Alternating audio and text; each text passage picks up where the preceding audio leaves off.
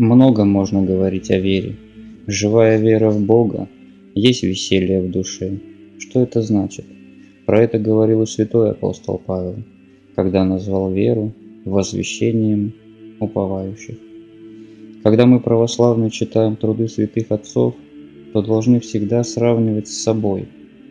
То есть, когда они тоскуют о живой вере в Господа нашего Иисуса Христа и говорят о плодах веры, мы сравниваем с собой. Ясно усматриваем, что в нас этого нету. И также, осознавая, ведут к сокрушению. Такое осознание ведет к плачу. Ведь мы сразу вспоминаем слова Спасителя, который говорил, что верующие будут отличаться последующими знамениями, описанными апостолами, то есть плодами Духа Святаго. И раз мы не находим этих плодов в себе, то кто мы? Разве можем назвать себя верующими?